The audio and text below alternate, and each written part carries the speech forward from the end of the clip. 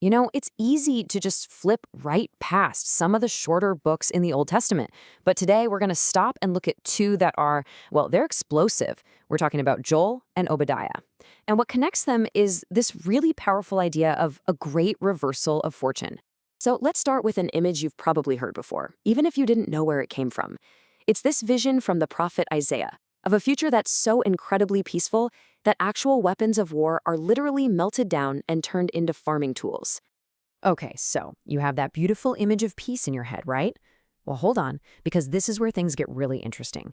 The prophet Joel comes along, takes that exact same image, and completely flips it upside down. It's a shocking call to arms. He's telling the nations, nope, take those farming tools and turn them back into weapons. So yeah, from peace to all-out war.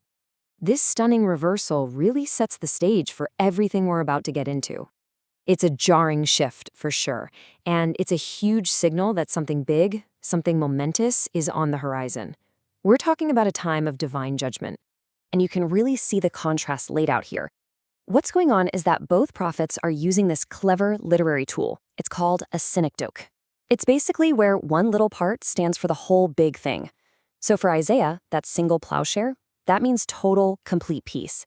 But for Joel, that same object, now a sword, stands for total, all-out war. It's a call for everyone to arm themselves for one last huge conflict. And Joel doesn't stop there with the farming metaphors. He keeps going. But, and this is key, this is not a happy harvest. It's not about blessing. It's a harvest of judgment. He paints this picture of all the nations being gathered up, like grapes getting thrown into a winepress, about to be crushed because their wickedness is just off the charts. It's an intense and honestly, a pretty unsettling image of what divine justice looks like. Okay, so now let's shift gears a bit. We're going to zoom in from that huge, big picture view.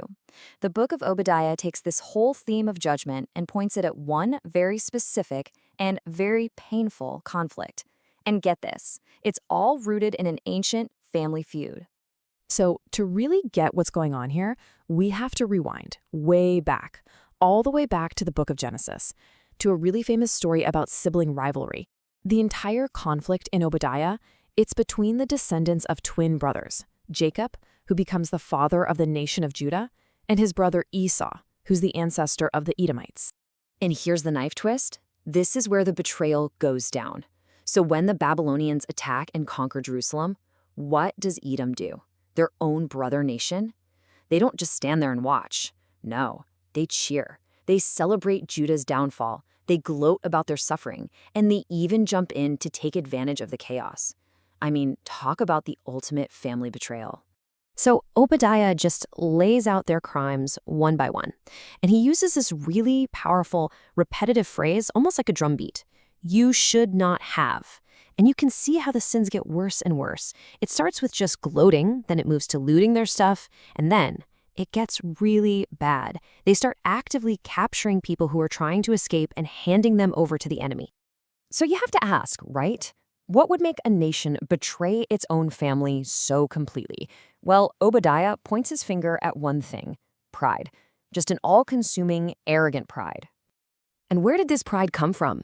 Believe it or not, it was all about their geography. Their capital city was literally carved into these red rock cliffs. It was a fortress they thought was totally unconquerable, a place that you and I would know today as the incredible city of Petra. This really helps you get inside their heads. They lived in the clefts of the rock. Imagine that. Their city was way up high, protected by these super narrow canyons. They felt completely safe, you know. The prophecy says it was like an eagle making its nest among the stars. They honestly believed nobody could touch them. But here comes the prophecy from Obadiah, and it declares that the very thing they're so proud of is going to be what destroys them. It doesn't matter how safe they feel. It doesn't matter how high up they built their nest. The prophecy says God himself will bring them down. Their greatest strength, that supposedly impenetrable fortress, wasn't going to save them. Not at all. So the big question is, what happened to them? Did the prophecy come true? Well, yeah. In a really fascinating series of events, their fall happened over a long period of time, and it's actually pretty well documented in history. Okay, so this timeline kind of walks us through their long, slow decline. First, they get kicked out of their rock fortress, Petra, by another tribe, the Nabateans. So they move and resettle south of Judah in a place that gets renamed Idumea. Then, fast forward a few centuries, and they're actually forced to convert to Judaism. And then, and this is a wild historical irony, from these very people, the Idumeans, you get the dynasty of King Herod. Yes, that King Herod, the one who was in charge when Jesus was born. And all of that brings us to the final and maybe the most important reversal in both of these books. Because you see, the story doesn't just end with all this judgment and destruction, there's another flip. So what you see in both Joel and Obadiah is this really clear pattern that pops up in other prophets too. They start with a very specific and often a pretty harsh message of judgment. You could call it the bitter part of the medicine. But they always finish with this much bigger message of restoration and hope. That's the sweet. So just think about that.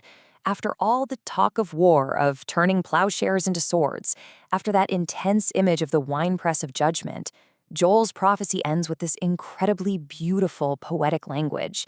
It's a picture of unimaginable abundance, of complete and eternal security for God's people. And really, that's the ultimate reversal, isn't it? Both of these books pivot.